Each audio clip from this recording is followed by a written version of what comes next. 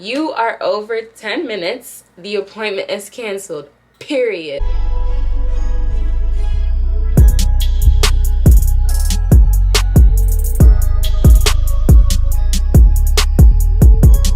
Hey guys, welcome back to my YouTube channel. I've missed you guys. I know I haven't been posting as much, but if you guys see me not posting, that means the heat has been turned up a notch in here. Before I even get into the video, I just want to thank you guys so much for 1.5k subscribers. Like, that's insane. Like, I feel like I was just at 300 or 500 subscribers not too long ago, and once I started posting esthetician videos, my subscribers have literally skyrocketed, and like, I'm so grateful and thankful. I'm so glad that you guys love me and my advice.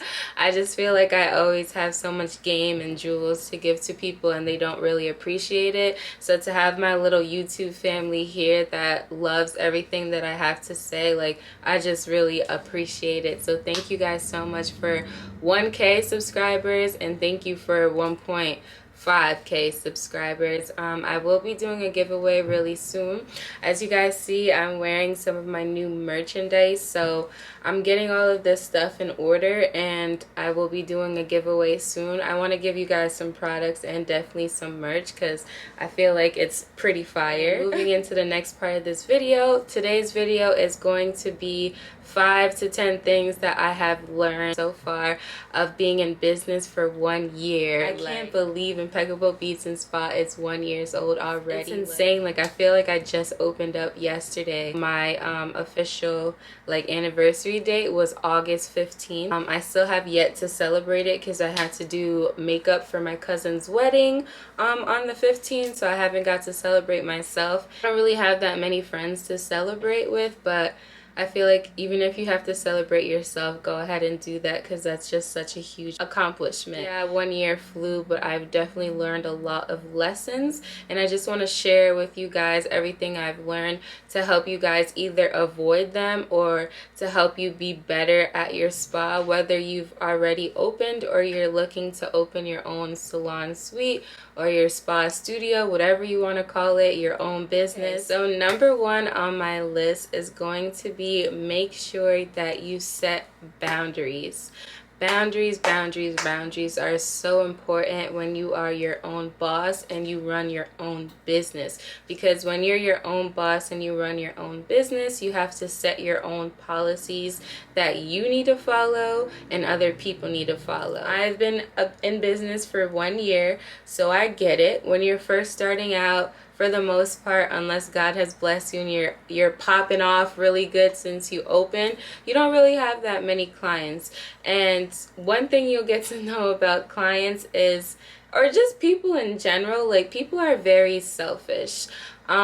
People just want things to go their way and their way only. They don't think about you and they don't think about other people. So that's been the hardest thing I've had to learn, because I have such a big heart and I always want to bend backwards for people naturally because that's who I am.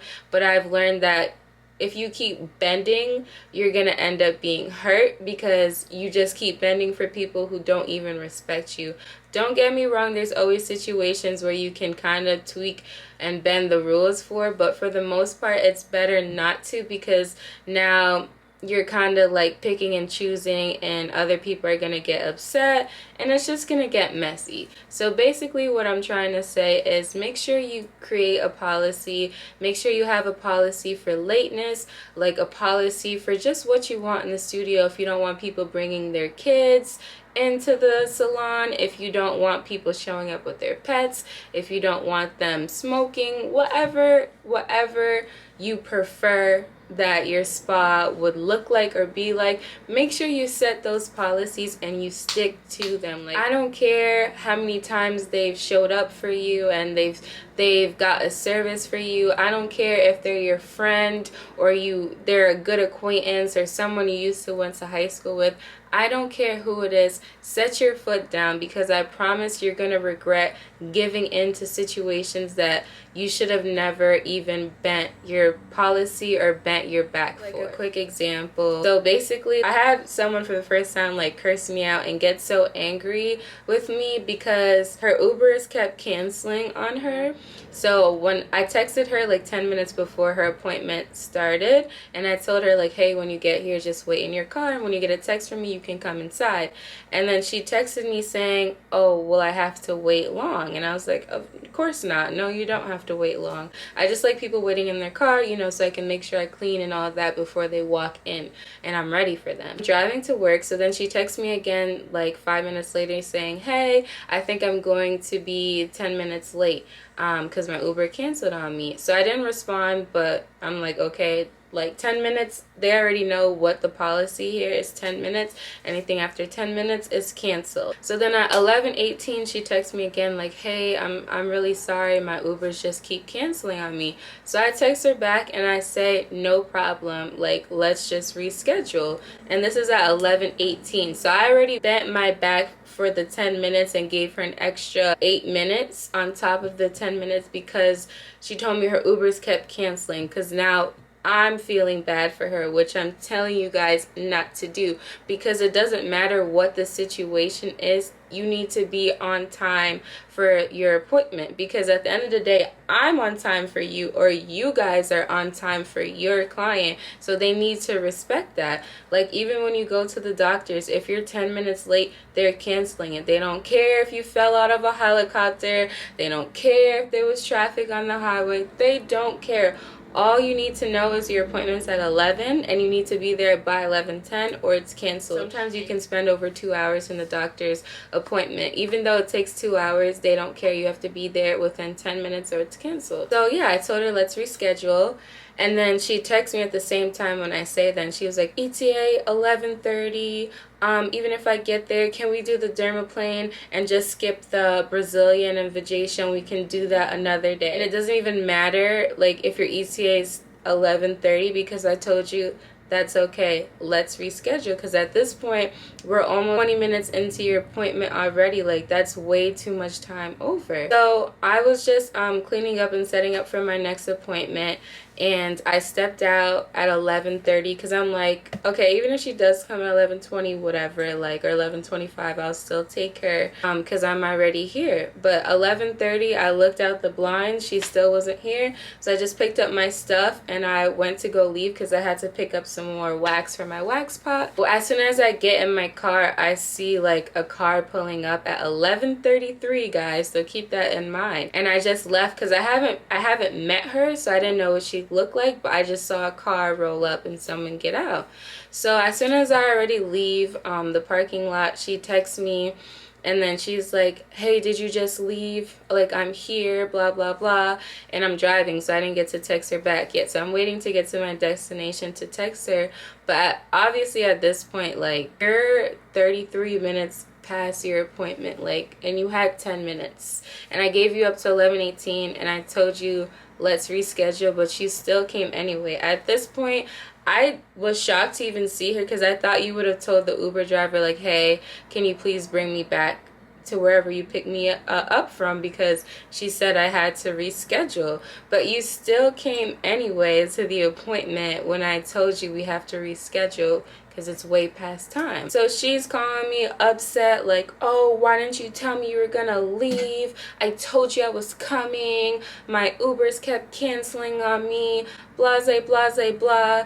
Like, you see me still trying to get more Ubers, so that obviously means I'm coming.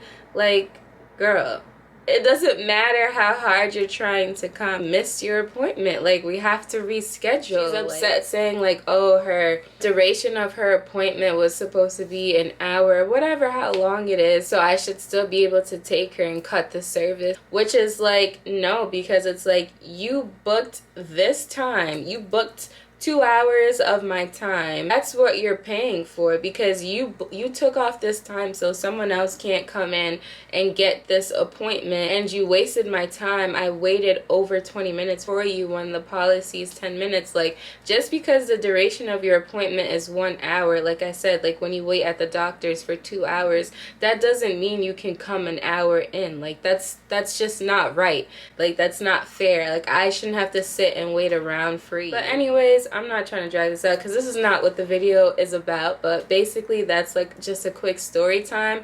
And she was just cursing me out. Like, she was just upset because my policy is, if you no-show, your appointment's canceled because you're late. Like, I have to get to my next person, so you wasted my time. So you're paying 100% of the services. At the end of the day, I was here and I showed up on time, ready to service you. You were late because of whatever your excuse was. And if you knew you took Ubers, and she wants to tell me, oh, you know how it is here in our city, like Ubers aren't like blah blah blah. Okay, so if you know Ubers aren't reliable here, you should have left earlier. Like, that's not my problem. So this is why I'm telling you guys, like, just be strict in your policy and don't even go back and forth with people. Like, I learned my lesson from this situation, that I didn't even need to go back and forth with you. You are over 10 minutes, the appointment is canceled. Period. See, I became too nice because I took whatever excuse personal, and I gave her 8 minutes extra, and now she still comes at 11:33, which she was fighting me and said she got there 11:31, which she didn't because I looked at the clock. She's fighting me saying, oh, it's only 11:31, like, I'm here. And I'm just like, sis, we're really gonna fight over 1 minute? In 1 minute after 30 whole minutes? Like, 10 minutes, okay. 15 minutes, okay, even though that's not in the policy. But 31 minutes, you think I'm still supposed to sit and wait here for you? So, I'm sorry I'm dragging this out, but it's just like the audacity of people. And you're still gonna fight me and cursing me out because she's mad that I charged her and then she has to pay again to get a new slot. Like, of course you're gonna pay again to get a new slot. You're not gonna waste my time today and then come tomorrow and take another slot of time that could have gone to another paying client. Guys, like, set your policy. Whatever the excuse they give you, I'm sorry, the policy is after 10 minutes it's canceled. Don't even talk about their Ubers, don't even talk about whatever excuse they have. It's canceled after 10 minutes, because that's what they do at European Wax Center. You get 9 minutes. 9 minutes. Even if you're 9 minutes and 30 seconds later than the appointment, it's canceled. You get 9 minutes on the dot. That's it. I just feel like when you're a small business, like, people just don't respect you because they have easy access to the owner, which is you. They just feel like they can talk to you however they want and they can ask and do whatever they want. No. Like, and that's the whole point of this point, is set your foot down. Set it down, because if you don't, people are gonna run all over you. And let me just tell you this now, that was one situation. There's been tons of situations where people have like lied like 5 different times on the phone of their excuse of why they no-showed or why they didn't show up. So that's why I'm saying, like, don't listen to their excuses. Lay down the policy and make them follow the policy, because now when you get in their situations, you want to feel bad and all this, but I promise you 90% of the time they are lying about their excuse. Obviously they're not gonna come clean. Obviously they don't want to lose any money, so they're gonna say whatever excuse that they have in the book so that you can still take them or not charge them. So number 2 is how important it is to save your money when you open as a business owner. So it can be really exciting knowing that you're the boss and every dollar you make goes into your pocket, but you have to keep in mind your overhead costs. Sure, you like calculate and write down how much it costs you each month to run your salon, because yeah, you're getting all this money and it's going into your account, but you have to make sure you're not spending all of it, because on top of inventory, you also need to pay taxes on the money you make. And when you're when you're an entrepreneur, you have to pay a lot of taxes out of pocket. So make sure that you're saving your money for your taxes. And this is number 3, but it kind of ties in with number 2. Before you open your salon suite, before you open your own business, please, for the love of God, for the love of Jesus, please open a business bank account. Like, that was my biggest regret, was not opening a business bank account immediately. I ended up opening one, like, I think 6 months after I was in business, which didn't really matter, because at the beginning of your business of opening your business is when you spend the most money, because you need to buy everything. After you buy everything, you just start maintenance, like the popsicle sticks, the retail products, all the little stuff.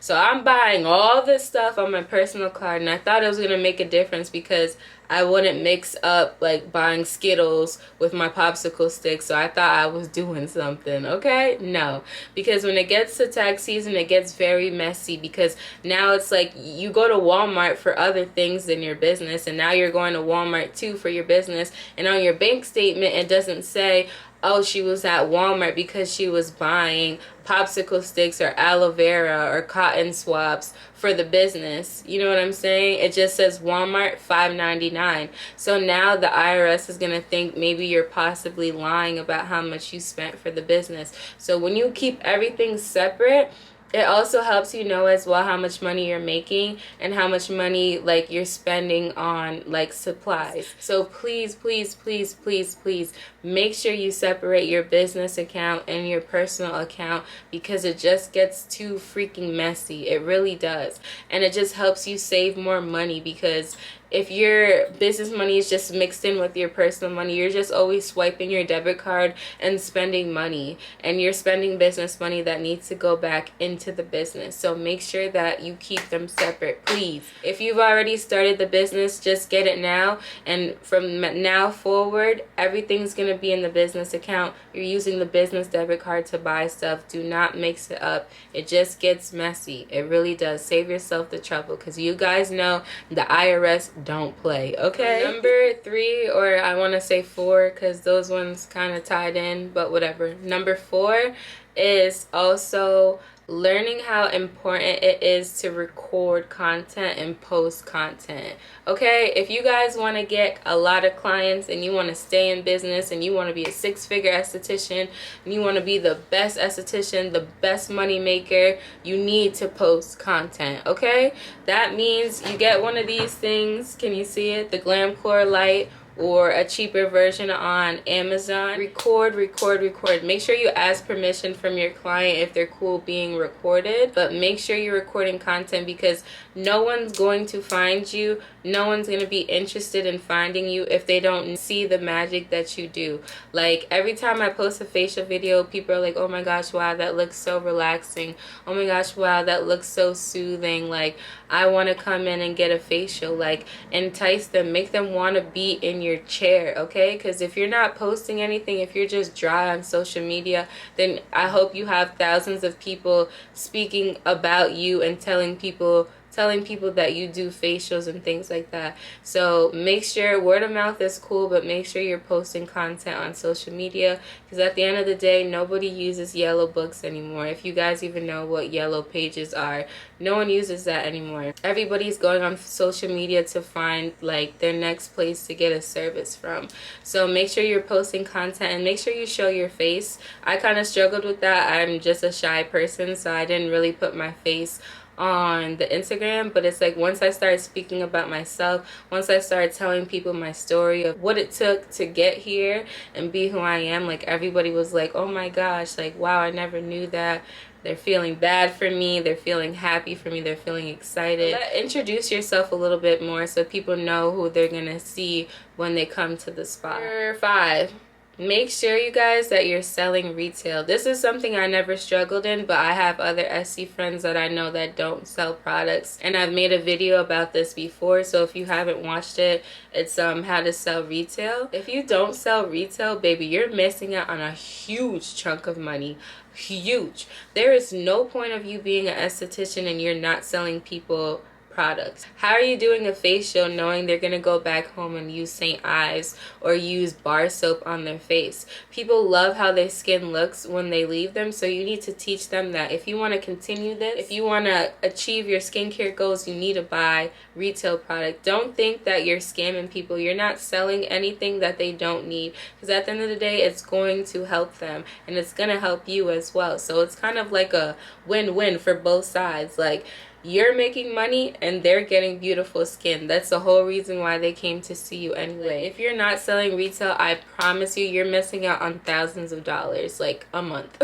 So make sure that you're selling retail. Number 6 is that I think it's really important to take continuing education classes. Like, make sure you take a dermaplane class, make sure you do a Brazilian wax class, make sure you can do as much classes as you want, because these days people are very trendy. I'm not saying you have to follow trends and do everything everyone else is doing, but you want to make yourself stand out from all the other spa businesses around you. You want people to come to you. Like, when people come to me, they'll be like, wow, my esthetician doesn't do microdermabrasions, they don't do dermaplaning, like, so they come and see me. So make sure you win your clients over by doing cool things that other people don't. Or, for example, I use the ice globes. Like, a lot of aesthetic places, spas, don't use the ice globes. So just make yourself stand out by little things. Like, people appreciate that, and when people see cool things, they want them. So that helps you make more money as well. So make sure you're always taking continuing ed classes, because one, not only you want to offer more services, but number 2 is that aesthetic school just teaches you the bare minimum, okay? They barely teach you anything. So if you want to be the best esthetician, if you want to be the smartest esthetician, you need to get skincare books, you need to do more research, you need to do more studying, whether it's on acne, whether it's in hyperpigmentation, whether it's how to treat people of darker Fitzpatrick scale, because not everything is for them. I learned that the hard way too, not only on myself but with my clients. Not everything is for them, and at school they just like, oh yeah, it's fine. No, it's not fine, because you're gonna end up burning someone's skin and they're gonna be tight at you. It's really important to continue doing research and continue studying. Like, don't stop studying, especially being your own business owner. There is nobody here pushing you. There is no manager making you do any courses behind the scenes. Like, it is all you. So you don't want to get in a predicament where a client asks you a question about ketosis pilaris and you have no clue what that is. Like, open your books, buy books. I really like the skincare Bible. If you guys don't know, I have an Amazon storefront, and it has all the stuff that I use in my spa, everything that I enjoy. I'll put that book in there. It's really informative. It's good for refreshers too, because that you talk in school, you talk like a scholar, but then when you get into the room, you have to dumb things down for your client. So it's a really good refresher, you know, to remind you of the things you learned at school that you kind of forgot, that slipped your mind because you don't talk about it anymore, because everything here you dumb it down. But it's like when you get around other estheticians, you want to make sure like you know what you're talking about too. So it's good to just keep doing research, keep learning, don't stop learning, because that's how you become the best. And I hope that you guys want to become the best. If you went to school and you put in all this time for this job, like, I hope you want to be the best and make the most money, because running your own business ain't easy. So you better make it worthwhile and make it worth your money and the stress. Oh, this kind of ties in with the last one. So for number 7, like, yes, take a lot of continuing ed classes, but please don't like overwhelm yourself trying to do like 1,000 services at once. Like, I recently took off doing eyelash lifts. Still do laminations for eyebrows. I kind of want to take that off. I was doing eyelash extensions. I took that off the list. I hate doing eyelash extensions, and they take up so much time that I barely get to do facials if I have an eyelash extension client, and you get paid less for more hours. So it's like, I think I talked about this in my last video, like, as an entrepreneur, you need to find ways to make more money with less time, because it's like you don't want to experience burnout, or you don't want to use up your day and you barely made any money. First I'm like, oh yeah, I want to do everything. It makes it more fun and it makes more people want to see me. No. Find your niche. And it's so funny because I said I hated when people used to say that, but it's really true. Find your niche and perfect it and stick in it. What? My camera's hot? Oh my gosh, guys, I'm so sorry. My camera overheated. Everything that I recorded past this point did not save because of that. So please don't forget to like, comment, and subscribe. And also drop a comment if you have any horror stories from clients. I would totally like to read them. And once again, I'm sorry and thank you for watching. I got that gun, it can crack on me.